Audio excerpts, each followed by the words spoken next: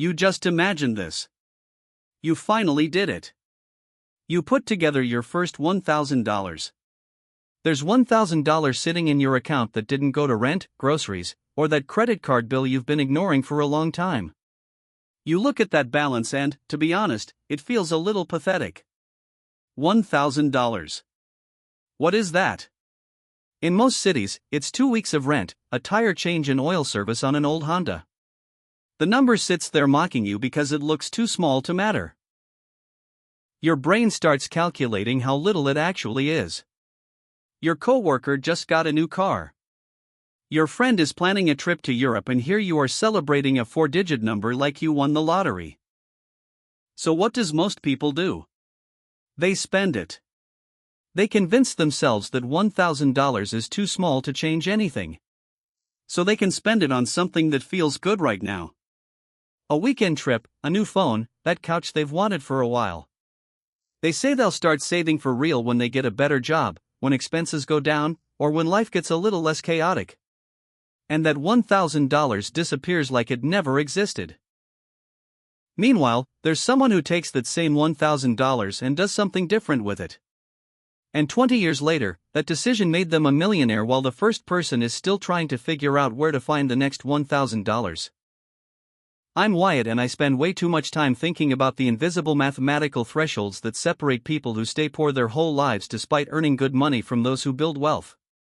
If you're someone who feels like you're constantly resetting to zero financially, or if you've been told you need to save but can't figure out why it matters when the amounts feel so small, hit that subscribe button and throw a thumbs up on the video if this helps. Here's the thing nobody tells you about money and probably the most important thing you'll ever learn about building wealth. The first $1,000 you save is mathematically more valuable than the next $10,000 you save. That sounds completely backwards, doesn't it? $10,000 is literally 10 times $1,000. How can a smaller amount be more powerful? Most people think wealth building works like climbing a ladder. Every dollar is a step up and the more steps you take, the higher you get. Simple addition. The only problem is, this is completely wrong. Money doesn't work that way. Compound interest doesn't work that way. And your psychology definitely doesn't work that way. That first $1,000 does something no other amount can do. It turns you from someone who has nothing into someone who has something. It breaks the zero barrier. And breaking zero is the hardest thing you'll do financially. Let me show you why. Meet Senna. I gave her the same name as my story because this is her story and probably yours too. Senna is 28 years old. She makes $55,000 a year in marketing.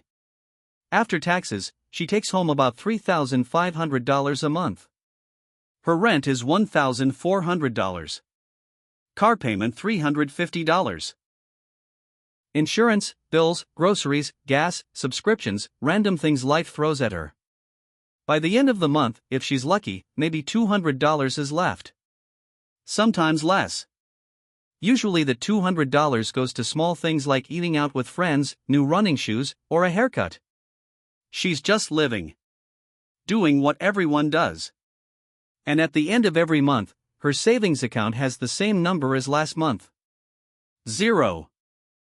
Now here's what Senna doesn't understand, and honestly most people never figure out, that zero in her savings account isn't just a number. It's a force field.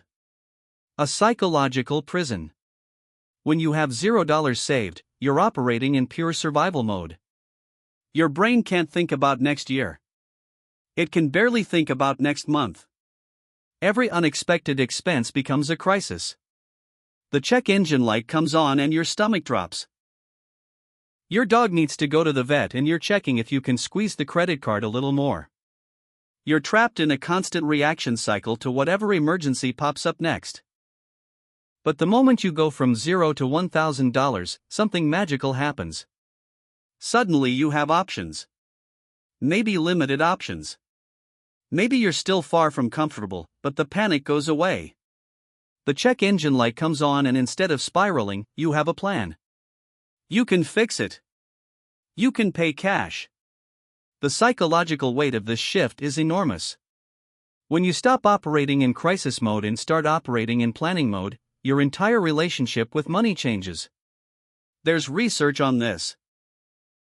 A study from Princeton found that financial stress reduces cognitive function by the equivalent of 13 IQ points. 13 points.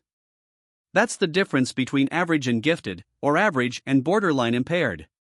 When you're worried about money, when you don't know how you'll handle an emergency, your brain is so occupied with immediate survival that it can't think long term. You can't make good decisions. Stress literally makes you less intelligent. Think about what that costs you in real dollars over a lifetime when your brain is operating 13 IQ points below normal. You make terrible financial decisions. You take the 400% payday loan because you can't think clearly enough to find another option. You stay in the low-paying job because you're too stressed to update your resume and job hunt. You buy the expensive car because the monthly payment looks manageable and you can't calculate the total cost over 5 years. The person with $1,000 in the bank doesn't just sleep better at night. They make smarter choices during the day. And those smarter choices compound just like interest. That first $1,000 buys back your ability to think clearly. It removes the impairment. It gives your brain permission to think beyond next week. And that changes everything. Let me show you the math that makes this real. Let's say Senna decides to save that first $1,000. It takes her 5 months of discipline. 5 months of saying no to things. 5 months of putting $200 a month into a savings account and not touching it. It's hard. It's boring. And when she finally reaches $1,000, it still doesn't feel like she accomplished anything because $1,000 doesn't feel like real money yet. But here's what actually happened in those 5 months.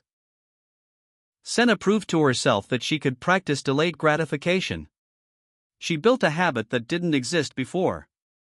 She created a system that works even when she doesn't feel motivated.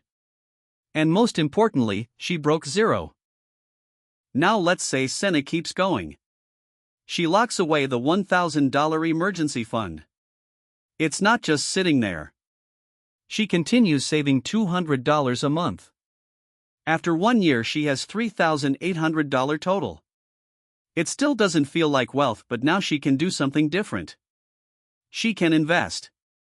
This is where the math gets really interesting. And this is the part most people don't understand until it's too late. That original $1,000, when invested in a basic index fund earning 8% per year, which is actually below the historical average, doubles in 9 years with Senna adding $0 more. $1,000 becomes $2,000. Then $2,000 becomes $4,000. Then $4,000 becomes $8,000. After 30 years, that original $1,000 turns into $10,627. $1,000 just by existing turned into more than $10,000. Let me prove this with a comparison that will show you why I'm so aggressive about this. Person A saves $1,000 at age 25 and adds no more money. Person B waits until age 35, then saves $10,000. Both invest in the same index fund earning 8% per year. At age 65, when they both retire, Person A has $10,627 from that single $1,000. Person B has $21,725 from their $10,000. Person B put in 10 times more money but only ended up with roughly twice as much. That first $1,000 earned 963% just from time. The next $10,000 only earned 117%. This is why the first $1,000 is more powerful. The size of the number matters less than how long that number gets to work for you. This is why people who start investing small amounts at 25 end up richer than people who start with bigger amounts at 35. Time always beats money. And the first $1,000 has more time than every dollar you save after it. Now I know what you're thinking. This sounds great in theory, but I can barely afford groceries. How am I supposed to save $1,000? And I get it. That's exactly the trap. This is the poverty premium we talk about on this channel. Being poor makes everything more expensive. You can't buy in bulk. You can't pay your car insurance annually for the discount. You pay overdraft fees, late fees, and interest on everything. You get nickel and dimed. But here's the thing.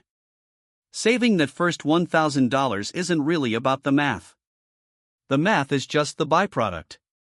What you're actually doing is proving to yourself that you can do hard things. You're rewiring your brain to think about money differently. And it doesn't have to happen overnight. Let me tell you what happened to the real Senna, the real person I know who did this. In 2021, she was making $48,000 a year, had $17,000 in credit card debt, and was living paycheck to paycheck. She felt like she was drowning every month.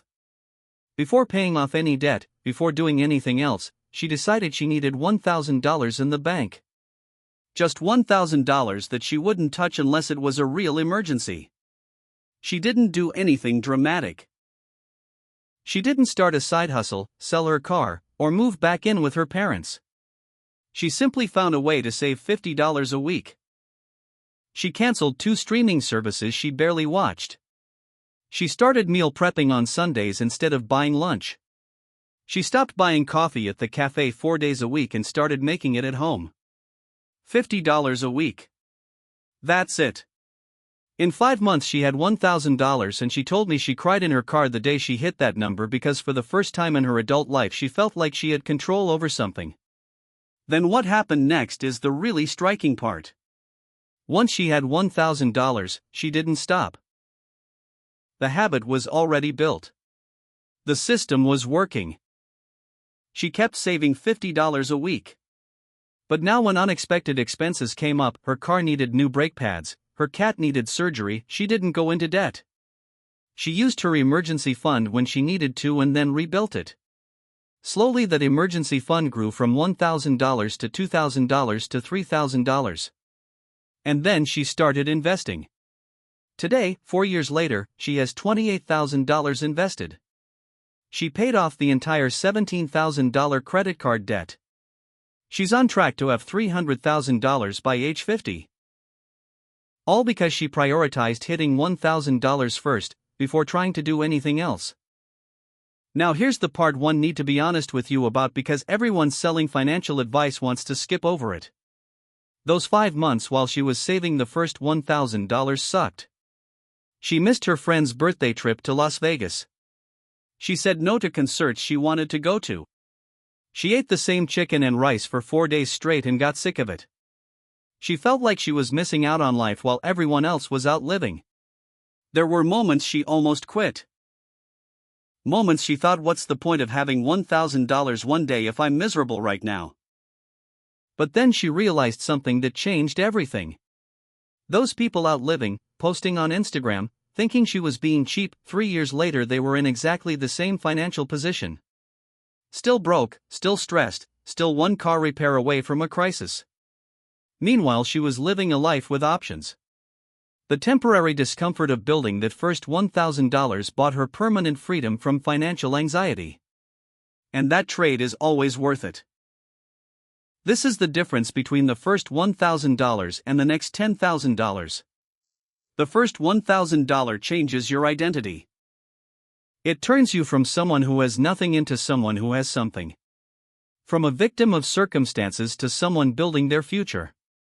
The next $10,000 makes the pile bigger. Yes, it matters, but it's incremental growth. The first $1,000 is the transformation itself. Another way to think about it, that first $1,000 buys you options. It buys you the ability to say no. No to the predatory payday loan when your car breaks down. No to the job you hate because you can survive 2 weeks while looking for something better. No to the toxic roommate because you have enough saved for a deposit. $1,000 doesn't give you financial independence, but it gives you the beginning of financial autonomy. And autonomy is what separates the people who build wealth from the people who stay stuck. There's also a compound psychological effect nobody talks about. After you save $1,000, the second $1,000 feels easier. Your income didn't increase. Life didn't get cheaper. But the gap between $1,000 and $2,000 feels smaller than the gap between $0 and $1,000 because you proved the system works. You start from momentum, not inertia. The first $1,000 is like pushing a boulder uphill. The second $1,000 is like pushing that same boulder on flat ground. It still takes effort, but it's not as brutal. The system we live in is designed to keep you at zero. The entire consumer economy, advertising, installment plans, buy now pay later, auto-renewing subscriptions, it's all designed to make sure you never save enough money to have options. Because people with options make terrible customers. They don't take high-interest loans. They don't buy things they don't need just because they're on sale. They don't stay in jobs they hate because they can't afford to leave. Companies make money from desperate and trapped people. They lose when you're free. That first $1,000 is your declaration of war against that system. You're saying, I'm done playing this game, I'm building something, and I'm willing to be uncomfortable now to be free later. I want you to do one thing right now. Calculate how long it will take you to save $1,000 with your current income and current expenses. How much can you realistically save per week? $20? $50? $100? Do the math. If you save $20 a week, it takes 50 weeks. 1 year. That's it. 1 year from now you could have $1,000 and your entire financial life could be different. But here's the key, and I really need you to hear this: you cannot use that $1,000 for anything that isn't a real emergency. And an emergency is not a sale at your favorite store. An emergency is the car breaking down, the roof leaking, losing your job, medical bills, real emergencies. Your emergency fund has one job: to keep you from going into debt when life inevitably happens. And life will happen. It always does. Once you have that $1,000, once you cross the threshold, here's what you do. You keep it separate. You don't keep it in your checking account where you see it every time you log in and get tempted to spend it. Put it in a high-yield savings account at a different bank if necessary, somewhere that takes a day or two to transfer the money. You want just enough friction that you can't impulsively spend it on stupidity, but not so much friction that you can't access it in a real emergency. And then you start building the next layer, the next $1,000, and the next one. And somewhere between $3,000 and $5,000, you have enough saved that you can start thinking about investing. The first $1,000 is the key. It's the key that opens every other financial door. The painful truth that most financial advice skips is that building that first $1,000 requires sacrifice, real sacrifice. You're going to have to say no to things everyone else says yes to. You're going to feel left out sometimes. You're going to question if it's worth it. And through all of it, that $1,000 is going to feel insignificant compared to what other people are doing with their money. But what you're actually doing is building the foundation that will support the rest of your life.